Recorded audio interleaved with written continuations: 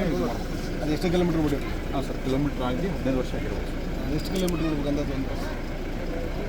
Depends sir, ಅದು capacity ಹೆಂಗಿರುತ್ತೆ ಅದ್ರ ಮೇಲೆ, ಬಾಡಿ ಕಂಡೀಷನ್ ಮೇಲೆ ಇದೆ. ಅಲ್ಲ ಸರ್, ಸ್ಕ್ರ್ಯಾಪ್ ಆಗ್ಬೇಕಾದ್ರೆ ಕಿಲೋಮೀಟ್ರ್ ಮೈಲೇಜ್ ಇರುತ್ತಲ್ಲ ಸರ್, 7.5 ಲಕ್ಷ 8.5 ಲಕ್ಷ ಇರುತ್ತಲ್ಲ ಹಳೆ ಸರ್. ಬಸ್ಗಳು ನಮ್ಮಲ್ಲಿ ಹಳೆ ಬಸ್ಗಳು ಓಡಿಸೋದಾರ ಅದಕ್ಕೆ ಕೇರ್ ಪಡಿಸ್ಕೊಳೋದು ತಂದು ಕೊಡ್ತಾ ಇಲ್ಲ, ಇಂಡಿಯಾ ಟ್ಯಾಗ್ ತಂದು ಕೊಡ್ತಾ ಇಲ್ಲ. ಡ್ರೈವರ್ಗಳು ತಮ್ಮದಾದ ಒಂದು ನೆರೆ ಬಿಟ್ಕೊಂತಾರೆ, ಅದ್ರ ಮೇಲೆ ಓಡಿಸಿ ಮತ್ತೆ ಜೋಬಿಲಿ ಇಟ್ಕೊಂಡು ಹೋಗ್ತಾರೆ ಅಂತ ಅಪಾದನೆ ಇದೆ ಸರ್ಕಾರದಾಗ. ಈ ಮಟ್ಟದಲ್ಲಿ ನಡೆದಾಗ ಮತ್ತೆ ಇಲಾಖೆ ನಡೆಸೋದು ಹೆಂಗೆ ನೀವು?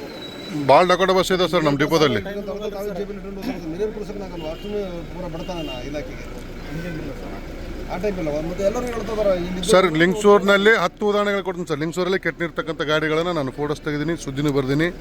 ಎಲ್ಲಿ ಬೇಕಲ್ಲಿ ಲಿಂಗ್ಸೂರಲ್ಲೇ ಭಾಳ ತಲೆ ನಿಂತಾವೆ ಸರ್. ಬೇಡ ಅಳಿವೆ ನಿಂತ್ರೆ ಏನು ಪರಿಸ್ಥಿತಿ ಅಂತ ಜನಸಾಮಾನ್ಯರು. ಜನರ ಪ್ರಾಣ ತೆಗೆದಿಲ್ಲ. ತಮ್ಮಂಡಲ್ಲಿ 34 ಬಸ್ ಬಂದಿದ್ದಾವೆ. 34 ಬಸ್ ಬಂದು 36 ಹೊಸ ಬಸ್ ಇದಾವೆ. ಹೊಸ ಬಸ್ ಬಂದು ಈಗ ಅದಕ್ಕೆ ಮೊದಲು ಮತ್ತೆ ಬಂದಿದ್ವಲ್ಲ, ಈಗ 4 ವರ್ಷ 5 ವರ್ಷದಿಂದ ಒಂದಿಷ್ಟು ತಂದಿದ್ದೀವಿ ನಾವು. ಹ್ಞೂ ಸರ್, ಟೋಟಲ್ 68ರಿಂದ 80 ವೆಹಿಕಲ್ಸ್ ಕಂಡೀಷನ್ಸ್ ಅದಾವ, ಚೆನ್ನಾಗಿರೋ ಇದೆ ಸರ್. ಅದು ಬಿಟ್ಟರೆ ಟೋಟಲ್ ಬಸ್ ಎಷ್ಟು ನಮ್ದು? 138 ಸರ್. ಅಂದ್ರೆ ಇನ್ನೊಂದು 50 ಬಸ್ ಹೊಳೆಯುವ ಒಂದಾಗೈತೆ. ಅಂದರೆ ಇದು ಇದಾವೆ ಸರ್, ಲೈನ್ ಮೇಲೆ ಆಪ್ರೇಟ್ ಆಗ್ತದೆ ಸರ್. ಇದು ಲೈನ್ ಮೇಲೆ ಅಂದ್ರೆ ಅವ್ನು ಲಾಂಗ್ ರೂಟ್ ಬಿಡ್ತಾ ಇಲ್ಲ ಇಲ್ಲ ಬಸ್. ಸರ್, ಇಲ್ಲ ಇಲ್ಲ, ಲೋಕಲ್ ಓಡಿಸಿದ್ರೆ ತೊಂದರೆ ಆಗಬಾರ್ದು. ಈಗ ನೋಡ್ರಿ, ಇವತ್ತು ಆದಂಥ ಅನಾಹುತಗಳಲ್ಲಿ ಯಾರಿಗೂ ಇನ್ನೂ ಪ್ರಾಣ ಹೋಗಿಲ್ಲ. ಮಕ್ಕಳದು ನಮ್ಮದು ಲಕ್ ಇದು.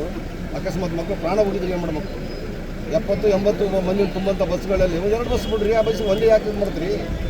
ಈಗ 70-80 ಮಂದಿ ಒಂದು ಬಸ್ಸಿಗೆ ತುಂಬಿಕೆ ಬರೋದು ತಪ್ಪಲ್ವಾ? ಫ್ರೀಕ್ವೆನ್ಸಿ ಸ್ವಲ್ಪ ಸ್ಕೂಲ್ ಟೈಮ್ ಇರುತ್ತೆ ಸರ್, ಆ ಟೈಮಲ್ಲಿ. ಅಲ್ಲ, ಸ್ಕೂಲ್ ಟೈಮ್ ಇರ್ತದೆ, ಒಪ್ಕೊಂತೀನಿ. ಏನ್ರಿ ಒಂದು 50 ಸೀಟ್ ಅದಾವ ತಿಳ್ಕೊಂಡ್ರೆ ಬಸ್ಸಲ್ಲಿ 50 ಇರ್ತಾವಲ್ಲ ಒಂದು ಬಸ್ 50 ಇರ್ತಾವೆ. 50 ಅಂತ ಹಿಡಿಯಪ್ಪ, 50 ಬಸ್ 60ರಲ್ಲಿ 80 ತಂದ್ರೆ ಹೆಂಗೆ? ಮತ್ತು ಬಸ್ಸಿಂದ ಹೆಂಗೆ ಇದು ಮಾಡೋದು? ಕಂಟ್ರೋಲ್ ಮಾಡೋದು ಹೆಂಗೆ ಅದನ್ನು? ಹೋಗೋ ರನ್ನಿಂಗ್ ಗಾಡಿನ ಈ ರೀತಿ ಹೋಗಿ ಗಾಡಿಗಳು ಮತ್ತು ಬರೀ ಮಕ್ಕಳು ತುಂಬ ಗಾಡಿ ತೊಗೊಂಡೋಗಿ ಹಾಕಿದರೆ ಇಲ್ಲ ಪಲ್ಟೇಜಲ್ಲೇ ನಮ್ಮ ಒಂದು 4 ಎಲ್ಲ ಬಿದ್ದಿದ್ರೆ ಏನು ಪರಿಸ್ಥಿತಿ ಇತ್ತು ಇವತ್ತು ನಮ್ಮ ತಾಲೂಕದು? ಅದ್ರ ಕಡೆ ಗಮನ ಕೊಡ್ರಿ ಸ್ವಲ್ಪ. ಸರ್ವಿಸ್ ಡ್ರೈವರ್ಗಳು ಯಾರಾದ್ರೂ ಇಂಥ ನಿರ್ಲಕ್ಷ್ಯ ಮಾಡೋ ಡ್ರೈವರ್ಗಳಿದ್ರೆ ನೋಡ್ರಿ ಸ್ವಲ್ಪ, ಅದ್ರ ಕಡೆ ಗಮನ ಇರಲಿ.